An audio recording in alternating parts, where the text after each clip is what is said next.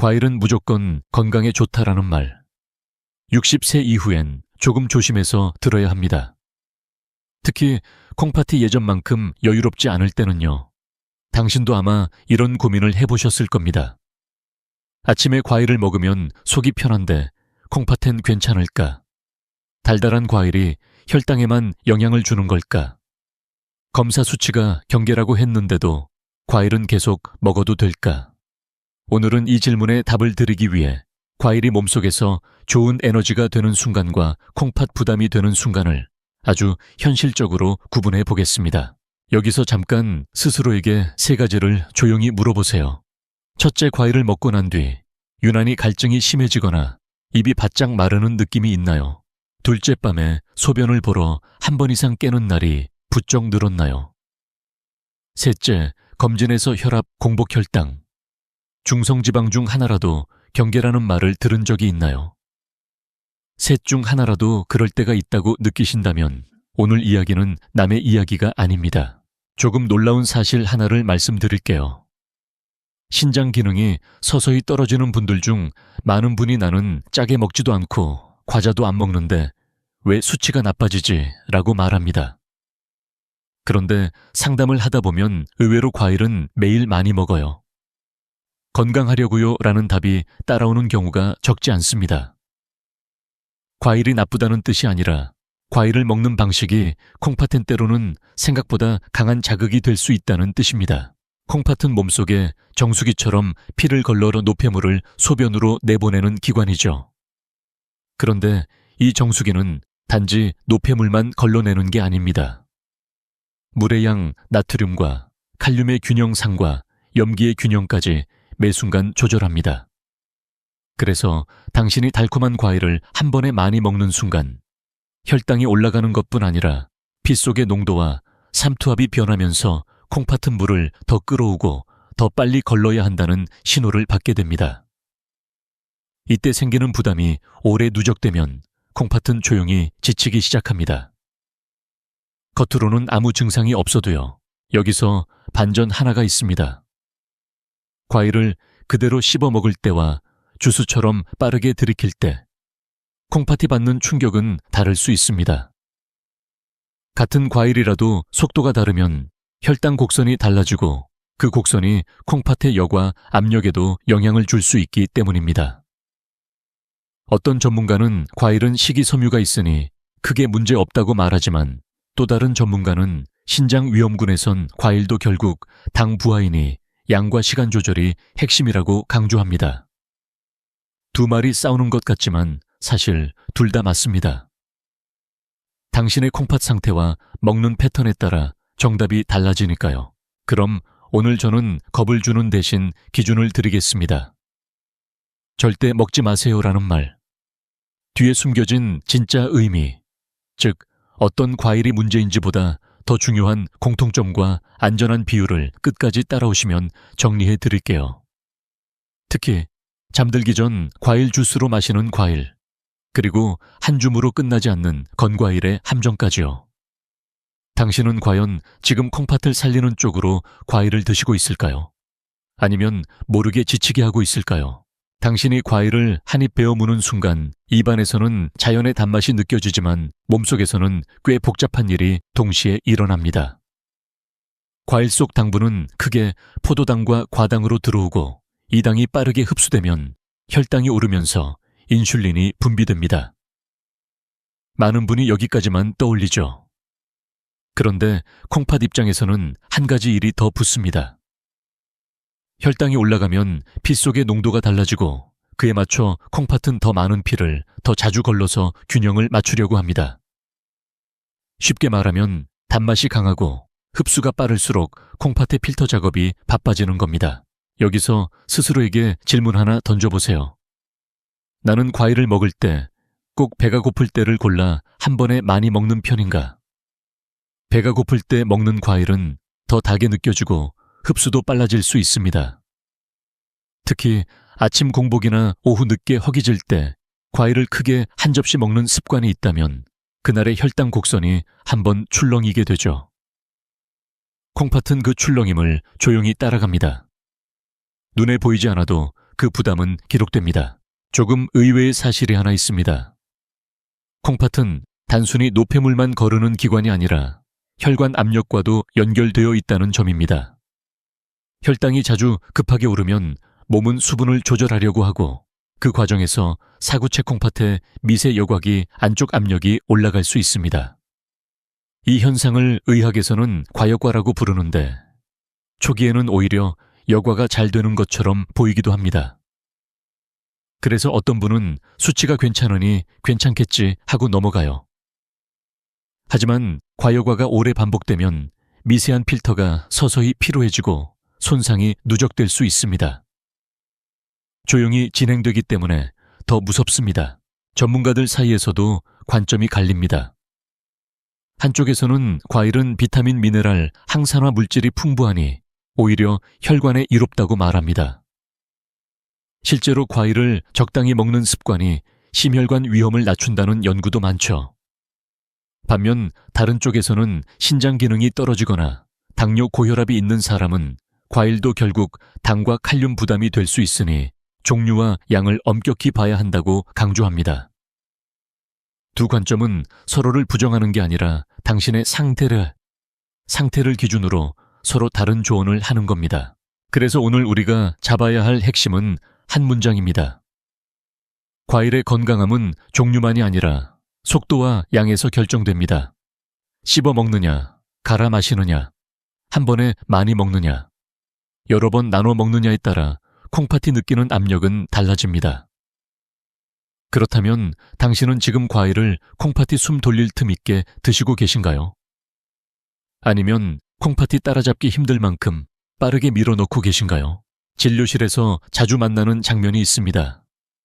건강검진 결과지를 들고 오신 60대 후반의 환자분이 조심스럽게 말하죠. 선생님, 저는 짠 음식도 줄였고 고기도 많이 안 먹어요. 그런데 왜 크레아티닌이 올라갔을까요? 표정에는 억울함보다도 내가 뭘 잘못했지 하는 불안이 더 크게 깔려 있습니다. 저는 그럴 때 먼저 혼내지 않습니다. 대신 생활을 아주 천천히 되짚어 봅니다. 무엇을 안 했는지보다 무엇을 꾸준히 했는지가 콩팥에는 더 중요하니까요. 그분도 그랬습니다. 혈압약은 잘 드셨고 라면은 끊었고 국물도 남겼습니다. 운동도 매일 30분 걷기. 겉으로 보면 모범생이죠. 그런데 한 가지가 남아 있었습니다. 과일은요? 라고 묻자 환자분은 안심한 듯 웃으며 답합니다. 과일은 매일 먹죠. 건강하려고요. 아침에 바나나 하나, 점심엔 귤 2개, 저녁엔 포도 1송이요. 여기서 저는 바로 안 됩니다라고 말하지 않습니다. 대신 묻습니다. 그 과일을 드시고 나면 오히려 더 허기지거나 단게 당기진 않으세요? 환자분은 잠깐 멈칫하더니 맞아요. 그래서 견과 한 줌 더 먹고요라고 덧붙입니다. 바로 이 지점이 많은 분이 놓치는 고리입니다. 과일을 건강식으로 생각하며 자주 많이 먹다 보면 단맛에 익숙해지고 혈당이 출렁이는 횟수도 늘어날 수 있습니다. 특히 바나나, 포도, 귤처럼 손에 잡히면 계속 들어가는 과일은 한 번이 여러 번이 되기 쉽죠. 그리고 혈당이 오르내리는 동안 몸은 더 많은 물을 필요로 하고 콩팥은 그 균형을 맞추느라 더 바빠집니다. 환자분은 물도 잘 드신다고 했지만 사실은 과일 뒤에 갈증이 와서 물을 더 찾는 패턴이었습니다. 겉으로는 수분 섭취가 늘어난 것 같아도 몸속에서는 당 부하가 먼저 지나간 뒤에 뒤늦게 물로 맞추는 상황이 반복되고 있었던 거죠. 여기서 놀라운 반전이 하나 있습니다. 그분의 식단에서 정말 문제였던 건 과일 자체만이 아니었습니다. 과일을 먹는 시간과 조합이었습니다. 저녁에 포도를 먹고 나면 속이 편하다고 했는데 실제로는 잠들기 전 혈당이 올라가고 밤에 소변을 보러 깨는 일이 잦아졌습니다. 밤에 자주 깨니 피로가 쌓이고 다음날 단맛이 더 당기고 다시 과일을 더 찾는 악순환이 만들어졌죠. 어떤 전문가는 밤 소변은 전립선 때문이라고만 말할 수 있지만 저는 늘 같이 봅니다. 수면 혈당 수분, 그리고 콩팥의 부담이 한 줄로 연결되어 있으니까요. 그날 저는 이렇게 제안했습니다. 과일을 끊지 마세요. 다만 횟수와 속도를 바꿔봅시다. 그리고 2주 뒤 환자분은 한 가지를 말했습니다. 선생님, 이상하게 밤에 깨는 횟수가 줄었어요. 수치의 변화는 시간이 더 필요하지만 몸이 먼저 신호를 보낸 겁니다. 당신도 혹시 비슷한 신호를 느끼고 계신가요? 건강을 위해 먹는 과일이 어느 순간부터 당신의 밤과 콩팥을 흔들고 있진 않나요? 이제부터는 많은 분이 가장 궁금해 하시는 부분으로 들어가겠습니다. 도대체 콩팥을 망치는 과일. 세 가지는 뭔가요? 하지만 저는 먼저 순서를 바꾸고 싶습니다. 이름부터 외우기보다 공통점을 먼저 잡아야 합니다. 왜냐하면 콩팥을 힘들게 하는 과일은 특정 한 종류라기보다 당신이 어떻게 먹느냐에 따라 달라지기 때문입니다. 그럼에도 불구하고 60세 이후 특히 조심해야 할 과일들은 분명히 존재합니다. 그 과일들은 대체로 세 가지 특징을 공유합니다. 첫째, 당이 빠르게 흡수되어 혈당을 급하게 올리기 쉽습니다. 둘째, 한 번에 과량 섭취가 되기 쉽습니다. 셋째, 건강식이라는 믿음 때문에 경계 없이 반복되기 쉽습니다. 첫 번째 유형은 손이 멈추기 어려운 과일입니다. 예를 들어 포도, 귤, 체리처럼 한 알 한 개씩 계속 집어먹는 과일은 어느 순간 양이 커집니다. 한 송이, 한 봉지가 금방 사라지죠. 콩팥은 그동안 올라갔다 내려가는 혈당의 파도를 여러 번 맞습니다. 여기서 의외의 사실이 하나 있습니다. 과일을 조금씩 자주 먹는 것이 모두에게 좋은 전략은 아닙니다. 신장 위험군에서는 자주 먹는 습관이 오히려 당 자극의 횟수를 늘릴 수 있기 때문입니다. 어떤 전문가는 소량 분산을 권하지만 또 다른 전문가는 분산이 아니라 총량과 시간대를 먼저 정해야 한다고 말합니다. 당신에게 필요한 건 자주가 아니라 정해진 양일 수 있습니다. 두 번째 유형은 무심코 큰 단위로 먹는 과일입니다. 바나나가 망고처럼 한 개가 곧 한 번에 섭취가 되는 과일은 크기와 당도에 따라 혈당 부하가 커질 수 있습니다. 특히 공복에 바나나 하나 혹은 저녁 후 디저트로 망고를 넉넉히 먹는 습관이 있다면 콩팥은 밤에도 쉬지 못할 수 있습니다. 반대로 놀라운 점은 같은 바나나라도 작은 반 개를 식사 후에 먹는 것과 큰 한 개를 공복에 먹는 것은 몸이 받아들이는 속도가 다르다는 겁니다. 결국 과일의 이름보다 타이밍과 단위가 콩팥을 더 크게 흔듭니다. 세 번째 유형은 농축된 형태로 들어오는 과일입니다. 건포도 말린 망고, 대추, 곶감 같은 건과일은 한 줌이 생과일 여러 개 분량이 됩니다. 씹는 느낌은 가볍지만 당은 꽉 들어있죠. 게다가 제품에 따라 당이 추가되거나 나트륨이 섞이는 경우도 있어 콩팥의 부담이 커질 수 있습니다. 여기서 한 번 더 생각해 보셔야 합니다. 당신은 과일을 그대로 씹어서 드시나요? 아니면 농축된 형태로 빠르게 드시나요? 그리고 그 과일을 먹고 나서 혹시 단맛이 더 당겨서 다른 간식을 추가로 찾고 있진 않나요? 정리하면 콩팥을 망치는 과일. 세 가지는 단순한 이름 리스트가 아니라 이 세 가지 유형으로 나타나는 경우가 많습니다. 다음 이야기에서는 이 공통점을 가진 과일 중에서도 특히 60세 이후 조심해야 할 세 가지를 실제 예시로 묶어드리고 반대로 콩팥이 덜 힘들어하는 살리는 과일 세 가지의 조건으로 연결해 드리겠습니다. 당신의 과일 습관은 지금 어느 유형에 가장 가깝나요? 첫 번째 경고는 무엇을 먹느냐보다 언제 먹느냐에서 시작됩니다. 같은 과일이라도 시간대가 바뀌면 콩팥이 받는 부담이 달라질 수 있거든요. 특히 60세 이후에는 수면의 질, 혈압 리듬, 항긴요 호르몬의 분비 패턴이 젊을 때와 달라지기 때문에 밤 시간의 작은 습관이 콩팥에 더 크게 남습니다. 당신도 혹시 저녁 식사 후에 입이 심심해서 과일을 찾거나 잠들기 전 속이 편해지라고 달달한 과일을 드시는 편인가요? 그 습관이 바로 첫 번째 위험 신호일 수 있습니다. 콩팥은 밤이 되면 원래 일을 조금 줄이고 몸이 회복에 집중하도록 도와주는 리듬을 갖고 있습니다. 그런데 잠들기 전 과일을 먹으면 혈당이 한 번 더 올라가고 몸은 그 균형을 맞추기 위해 수분을 움직이고 콩팥은 다시 필터를 바쁘게 돌리게 됩니다. 여기서 의외의 사실이 하나 있습니다. 밤에 과일 먹으면 화장실을 더 자주 간다는 건 단순히 수분 때문만이 아닙니다. 당이 혈액 속 농도를 높이면 몸은 이를 희석시키기 위해 물을 끌어오고 그 결과 소변량이 늘어날 수 있습니다. 즉, 밤 과일은 수면을 깨우고 수면이 깨지면 다음날 호르몬 리듬이 흔들려 또 단맛이 당기는 악순환이 생기기 쉽습니다. 이 지점에서 전문가들의 의견이 갈립니다. 어떤 전문가는 저녁에 과일을 조금 먹는 건 괜찮다. 오히려 과식을 막아준다고 말합니다. 반면 다른 전문가는 신장 위험군에서는 저녁 과일이 야간뇨와 혈압 변동을 키울 수 있으니 가능한 한 낮 시간으로 옮겨야 한다고 강조합니다. 저는 두 의견을 동시에 고려합니다. 당신이 잠을 잘 자고 야간뇨가 없고 혈당과 혈압이 안정적이라면 소량은 괜찮을 수 있습니다. 하지만 밤에 자주 깨고 다리가 붓거나 혈압약을 드시고 당뇨 전 단계나 당뇨가 있다면 같은 소량도 다르게 작동할 수 있습니다. 결국 정답은 당신의 밤이 평온한가에 달려 있습니다. 그래서 저는 아주 현실적인 기준을 드립니다. 과일은 가능하면 오후 3시 이전 또는 식사 직후 소량으로 잡아보세요. 공복에 큰 양으로 드시기보다 식사 후에 작은 접시로 끝내는 겁니다.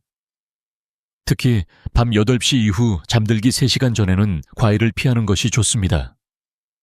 이건 금지가 아니라 콩팥에게 쉬는 시간을 만들어주는 배려입니다. 그리고 꼭 하나 더요. 과일을 드신 날 그날 밤 화장실에 몇 번 가는지, 새벽에 입이 마르는지, 아침에 손가락이 붓는지 관찰해 보세요. 콩팥은 말이 없지만 당신의 밤으로 신호를 보내고 있습니다. 당신은 오늘 밤 콩팥에게 쉬는 시간을 줄 수 있을까요? 두 번째 경고는 주스입니다. 많은 분이 과일을 갈아 마시면 소화가 잘 되고 흡수도 좋아서 더 건강하다고 믿습니다.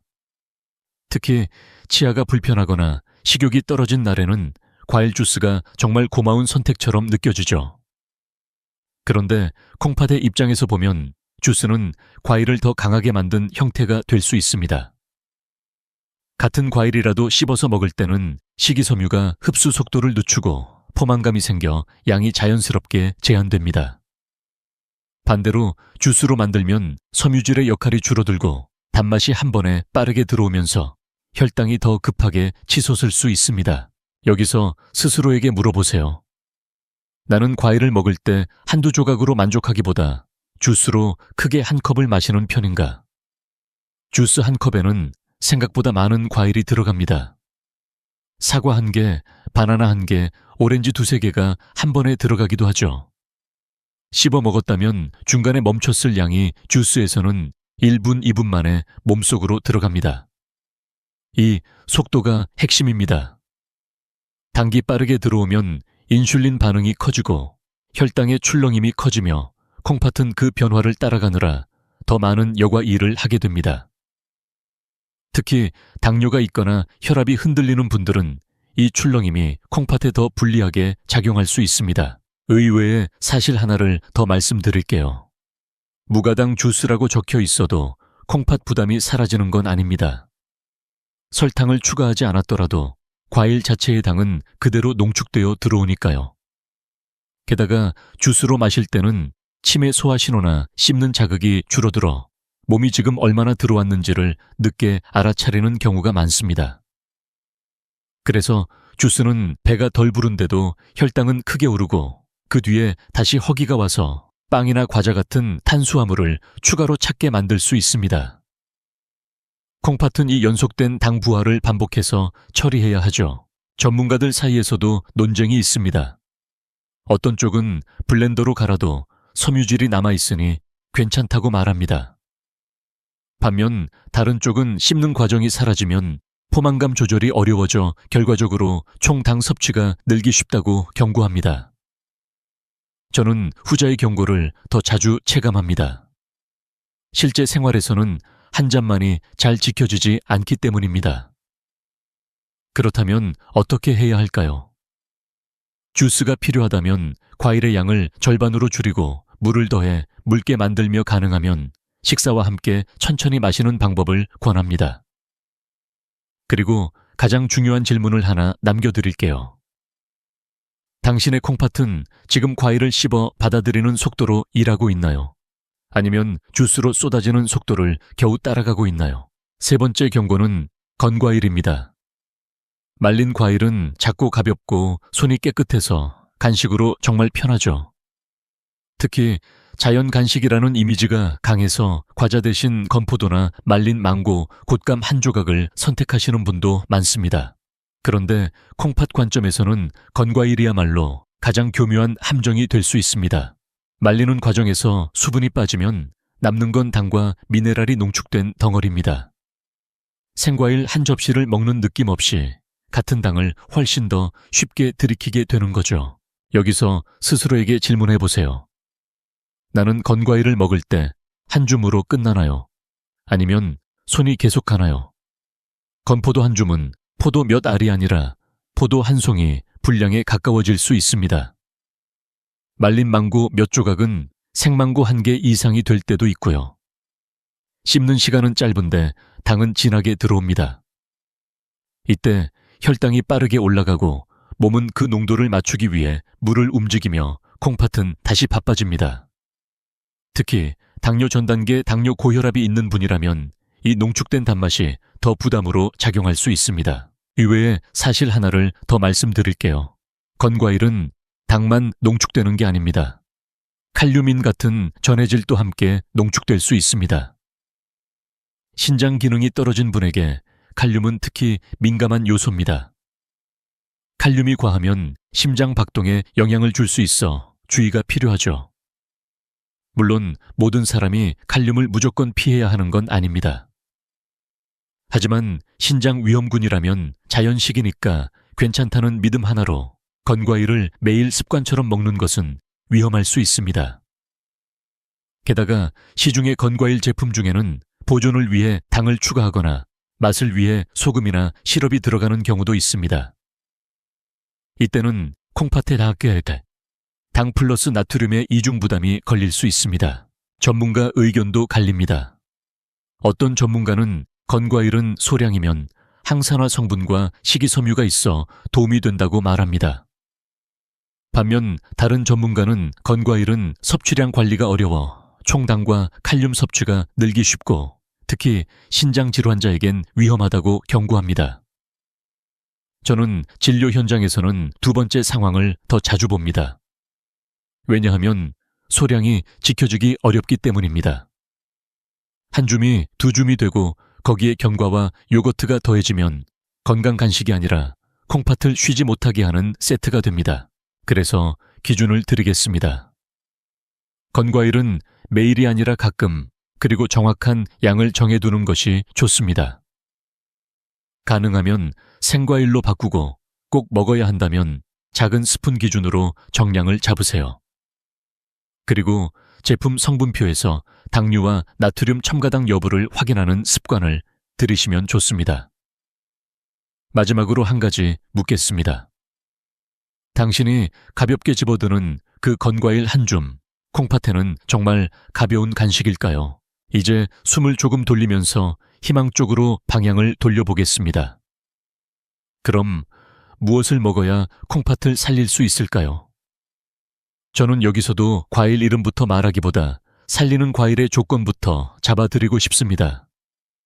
콩팥에 비교적 유리한 과일은 대체로 세 가지 특징을 갖습니다. 첫째, 당이 너무 빠르게 흡수되지 않도록 식이섬유와 수분이 충분합니다. 둘째, 한 번에 과량 섭취를 막아주는 포만감이 있습니다. 셋째, 염증과 산화 스트레스를 낮추는 성분이 상대적으로 풍부합니다. 이 조건을 이해하면 어떤 과일이든 내 몸에 맞게 선택할 수 있게 됩니다. 먼저 아주 쉬운 과학 사실 하나를 말씀드릴게요. 콩팥이 힘들어하는 건 단순히 당 자체가 아니라 당이 급하게 들어왔다가 급하게 빠지는 과정에서 생기는 혈관 스트레스입니다. 그래서 식이섬유가 많은 과일은 흡수 속도를 늦춰 혈당의 파도를 완만하게 만들 수 있습니다. 여기서 의외의 포인트가 하나 있습니다. 같은 과일이라도 껍질째 먹을 수 있느냐가 꽤 중요합니다. 껍질 근처에 식이섬유와 폴리페놀 같은 항산화 성분이 더 많은 경우가 많기 때문이죠. 물론 위가 예민한 분은 무리하면 안 되지만 가능한 범위에서 씹어서 천천히 먹는 방식이 콩팥에는 더 부드럽게 작동합니다. 그렇다면 살리는 과일 3가지를 예로 들어볼까요? 첫째는 베리류, 예를 들면 블루베리나 딸기처럼 양은 적어도 만족감이 큰 과일입니다. 당부하는 상대적으로 낮은 편이면서도 항산화 성분이 풍부하죠. 둘째는 사과처럼 식이섬유가 비교적 풍부하고 한 조각씩 천천히 먹기 쉬운 과일입니다. 셋째는 배처럼 수분이 많아 단맛을 천천히 느끼게 도와주는 과일이죠. 다만 여기서 중요한 건 이 과일들도 무제한이 아니라는 점입니다. 콩팥을 살리는 과일은 종류보다 양과 속도가 더 핵심이니까요. 전문가들 사이에서는 또 하나의 논쟁이 있습니다. 칼륨이 있는 과일을 아예 피해야 하는가라는 문제죠. 어떤 전문가들은 신장 기능이 떨어졌다면 칼륨을 엄격히 제한해야 한다고 말하고, 다른 전문가들은 단계가 심하지 않다면 무조건 배제하기보다 전체 식단과 약물 검사 수치에 맞춰 조절하는 것이 더 현실적이라고 말합니다.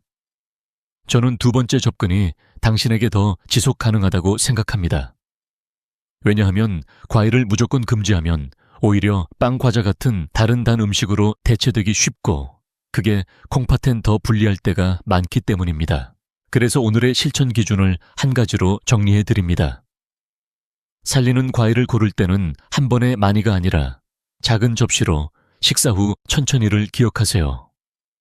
특히 베리류는 한 줌, 사과는 작은 반개배는 몇 조각 정도로 시작해보세요. 그리고 과일을 먹은 뒤 몸이 보내는 신호 갈증, 붓기, 밤에 깨는 횟수를 기록하면 당신에게 맞는 과일이 무엇인지 스스로 찾을 수 있습니다. 당신의 콩팥이 지금 가장 원하는 건 달콤함이 아니라 완만한 리듬일지도 모릅니다. 이쯤 되면 이런 말이 꼭 나옵니다. 선생님, 과일은 칼륨이 많다는데요. 콩팥이 안 좋으면 과일을 아예 끊어야 하는 거 아닌가요? 아주 현실적인 질문입니다. 실제로 신장 기능이 떨어지면 칼륨 배출 능력이 약해질 수 있고, 칼륨이 과하게 쌓이면 심장 리듬에 영향을 줄 수 있어 주의가 필요합니다. 그래서 어떤 분은 겁이 나서 과일을 완전히 끊어버립니다.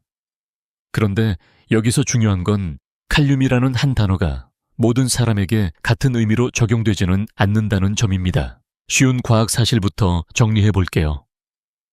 칼륨은 근육과 신경, 심장 박동에 꼭 필요한 미네랄입니다. 문제는 칼륨이 나쁘다가 아니라 콩팥이 약해졌을 때 조절이 어려워질 수 있다는 겁니다. 그래서 신장질환의 단계 혈액검사 수치 복용 중인 약, 특히 이뇨제나 RAAS 계열 약물, 그리고 변비 여부까지 함께 봐야 합니다. 의외의 사실 하나를 말씀드리면 변비가 심한 분은 칼륨 배출이 더 어려워질 수 있습니다. 장을 통해서도 칼륨이 일부 배출되기 때문이죠. 즉, 같은 과일을 먹어도 누군가는 괜찮고 누군가는 위험해질 수 있습니다. 전문가들의 의견이 갈리는 이유가 여기 있습니다. 한쪽은 안전이 최우선이니 신장 기능이 떨어진 사람은 칼륨 높은 과일을 적극 제한해야 한다고 말합니다. 특히 말기 신부전이나 투석 전후 단계에서는 이 조언이 매우 중요해질 수 있습니다. 반면 다른 쪽은 초기 중기 단계에서 무조건 과일을 금지하면 식단의 질이 떨어지고 섬유질과 항산화 성분 섭취가 줄어 오히려 장기적으로 불리할 수 있다고 주장합니다. 저는 이 두 관점 사이에서 단계별 현실을 강조합니다. 즉, 당신이 지금 어느 단계인지 모르면 조언도 위험해질 수 있다는 뜻입니다. 그럼 어떻게 균형을 잡을까요? 첫째, 검사 수치가 안정적이고 의사가 특별히 칼륨 제한을 강하게 말하지 않았다면 과일을 완전 금지하기보다 저칼륨 중간 칼륨 과일을 소량으로 시작하는 것이 현실적입니다. 둘째, 이미 칼륨이 높게 나온 적이 있거나 신장 기능이 상당히 떨어졌다면 과일 종류를 더 엄격히 고르고 양을 더 줄여야 합니다. 셋째, 과일만 보고 결정하지 말고 함께 먹는 음식, 국김치, 된장, 우유, 견과까지 합산해서 생각해야 합니다. 의외로 칼륨은 과일보다 반찬과 가공식품에서 더 크게 쌓이는 경우도 있거든요. 여기서 당신에게 질문을 하나 드리고 싶습니다. 당신은 과일이 두려워서 끊으려고 하나요? 아니면 내 몸의 기준을 아직 몰라서 불안한 건가요? 콩팥 관리에서 가장 위험한 건 과일 한 조각이 아니라 불안 때문에 극단으로 가는 선택입니다. 다음 이야기에선 당신이 스스로 판단할 수 있도록 안전 분량과 나에게 맞는 기준을 아주 구체적으로 잡아드리겠습니다. 이제부터는 가장 실용적인 이야기로 들어갑니다. 결국 당신이 원하는 건 이거죠. 그래서 나는 과일을 얼마나 먹어도 되는가? 콩팥 건강에서 안전 분량은 한 가지 숫자로 정해지지 않습니다. 신장 기능의 단계 당뇨 여부, 혈압 부종 복용, 약, 그리고 식습관의 전체 그림이 함께 작동하니까요. 하지만 걱정 마세요. 저는 오늘 복잡한 의학 용어 대신 당신이 바로 적용할 수 있는 손바닥 기준과 상황별 규칙을 드리겠습니다. 먼저 쉬운 과학 사실 하나입니다. 콩팥이 부담을 느끼는 건 과일 자체의 선악이 아니라 한 번에 들어오는 당과 수분 전해질의 양입니다. 그래서 기본 원칙은 단순합니다. 한 번에 많이 먹지 말고 가능한 한 식사와 함께 천천히. 여기서 의외의 포인트가 있습니다. 많은 분이 조금씩 자주를 건강의 정답으로 믿지만 신장 위험군에서는 자주 먹는 것이 오히려 당 자극을 여러 번 만들 수 있습니다. 그래서 저는 횟수보다 총량과 시간을 먼저 고정하라고 말씀드립니다. 그럼 실제 기준을 잡아볼까요? 첫째, 특별한 제한이 없는 분이라면 하루 과일은 작은 접시 한 회를 기본으로 생각해 보세요. 사과라면 작은 반개, 배라면 몇 조각 베리류는 한 줌 정도가 시작점입니다. 둘째, 당뇨나 당뇨 전 단계가 있다면 과일은 식후로 옮기고 단맛이 강한 과일은 양을 더 줄이며 같은 날 빵, 떡면 같은 탄수화물 양과 반드시 함께 조절해야 합니다. 셋째, 부종이 있거나 밤에 자주 깨는 분은 과일을 오후 이른 시간으로 제한하고 밤 8시 이후는 피하는 것이 안전합니다. 넷째, 칼륨이 높게 나온 적이 있거나 신장 기능이 많이 떨어진 분은 과일 종류 선택이 더 중요해지니 의사나 영양사와 함께 허용 리스트를 만드는 것이 가장 확실합니다. 여기서 작은 논쟁이 하나 있습니다. 어떤 전문가는 과일은 당연히 아예 안 먹는 게 낫다고 말합니다. 반면 다른 전문가는 과일을 끊으면 섬유질이 부족해 변비가 심해지고 그게 오히려 칼륨 조절을 어렵게 할 수 있다고 말하죠. 저는 두 주장 사이에서 최소량의 좋은 선택을 권합니다. 완전 금지보다 내 몸에 맞는 최소량을 꾸준히 지키는 쪽이 장기적으로 성공률이 높기 때문입니다. 그래서 당신에게 아주 간단한 체크를 제안합니다. 과일을 먹은 날 1번 갈증이 심해지는지, 2번 다리나 손이 붓는지, 3번 밤에 화장실을 더 자주 가는지, 4번 다음 끼니 전에 단계 더 당기는지 4가지를 기록해보세요.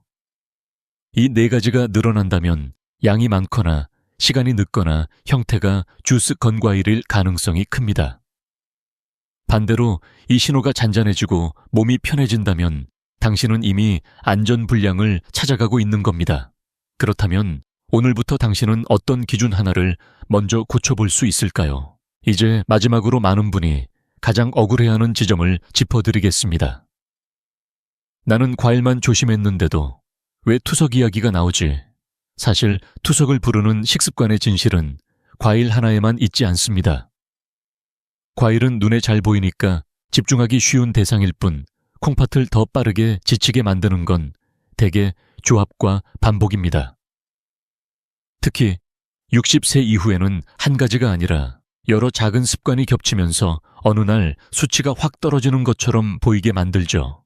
그래서 저는 과일을 이야기할 때 항상 과일과 함께 먹는 것을 같이 봅니다. 쉬운 과학 사실 하나부터 시작해 볼게요. 콩팥은 단백질, 대사 노폐물, 나트륨인 칼륨, 그리고 수분 균형을 동시에 처리합니다. 그런데 과일을 먹는 순간에 다른 음식이 함께 붙으면 처리해야 할 짐이 갑자기 늘어납니다. 예를 들어 과일 플러스 빵, 과일 플러스 우유, 과일 플러스 요거트 과일 플러스 견과 조합이 대표적입니다. 많은 분이 이 조합을 건강한 아침이라고 믿죠. 하지만 빵은 정제 탄수화물로 혈당을 더 올릴 수 있고 우유, 요거트는 인과 단백질이 추가될 수 있으며 견과는 칼륨과 인이 생각보다 높을 수 있습니다. 과일 자체는 소량이면 괜찮아도 이 조합이 매일 반복되면 콩팥에는 꽤 큰 부담으로 누적될 수 있습니다. 여기서 의외의 사실이 하나 있습니다. 건강한 음식을 고른다는 확신이 강할수록 사람은 양을 경계하지 않게 됩니다. 과일 한 접시가 되고 견과 한 줌이 두 줌이 되고 그 위에 꿀을 한 스푼 올리고 그리고 속이 허하니까 빵 한 조각을 더합니다. 이런 식으로 당과 칼륨인 그리고 열량이 동시에 올라가죠. 전문가들 사이에서도 의견이 갈립니다. 어떤 전문가는 아침에 탄수화물과 과일을 함께 먹는 건 에너지로 쓰이니 괜찮다고 말하지만 다른 전문가는 신장 위험군에서는 아침부터 혈당을 출렁이게 하면 하루 내내 더 먹게 되고 혈압과 부종까지 흔들릴 수 있다고 경고합니다. 저는 두 번째 상황을 실제로 자주 봅니다. 특히 밤에 잠을 깨는 분들은 아침에 단맛으로 당기기 쉬워서 더 그렇습니다. 그럼 무엇을 바꾸면 좋을까요? 저는 과일을 단독 간식으로 만들거나 최소한 조합의 규칙을 정하라고 권합니다. 과일을 먹는 날에는 빵이나 떡 같은 정제 탄수화물은 줄이고 요거트나 우유를 함께 먹는다면 양을 작게 하고 당 첨가 여부를 확인하세요. 견과는 한 줌이 아니라 한 스푼으로 제한해보세요. 그리고 무엇보다 중요한 건 매일 같은 조합을 반복하지 않는 것입니다. 콩팥은 변화를 좋아합니다. 부담이 한쪽으로 쏠리지 않게 해주는 것이죠. 마지막으로 한 가지 질문을 드립니다. 당신이 콩팥을 위해 바꾸려는 건 과일 한 조각입니까? 아니면 과일 뒤에 붙어 있는 익숙한 세트입니까? 진짜 문제는 종종 과일이 아니라 당신도 모르게 붙여온 조합일 때가 많습니다. 여기까지 오셨다면 당신은 이미 절반은 성공하신 겁니다. 콩팥 건강은 무엇을 절대 하지 마라가 아니라 내 몸이 감당할 수 있는 리듬을 다시 찾아주는 일이기 때문입니다. 오늘 우리는 과일을 단순히 좋고 나쁜 음식으로 나누지 않았습니다. 대신 콩팥을 망치기 쉬운 공통점, 늦은 시간 주스처럼 빠른 속도, 건과일의 농축을 확인했고 살리는 과일의 조건식이 섬유와 수분 포만감 항산화를 잡았습니다. 그리고 칼륨 논쟁도 결국 4단계에 맞춘 조절이 핵심이라는 데 도착했죠. 이제 남은 건 당신이 오늘부터 아주 작게 시작하는 것입니다. 쉬운 과학 사실 하나를 다시 떠올려 볼까요? 콩팥은 하루에도 수십 번 피를 걸러 균형을 맞춥니다. 이 균형은 큰 결심보다 작은 반복에 더 민감합니다. 그래서 저는 당신에게 7일만 제안하고 싶습니다. 딱 일주일만 콩팥을 쉬게 하는 실험을 해보는 겁니다. 방법은 어렵지 않습니다. 첫째 과일은 하루 한 번 작은 접시로만 드세요. 둘째 가능하면 오후 3시 이전 또는 식사 직후로 옮기세요. 셋째 주스와 건과일은 일주일 동안 잠깐만 쉬어보세요. 넷째 과일을 먹는 날에는 빵, 떡, 과자 같은 단 음식과 세트로 붙이지 않기로 약속하세요. 이 4가지만 지켜도 콩팥이 느끼는 부담은 생각보다 빠르게 달라질 수 있습니다. 여기서 의외의 변화가 생길 수 있습니다.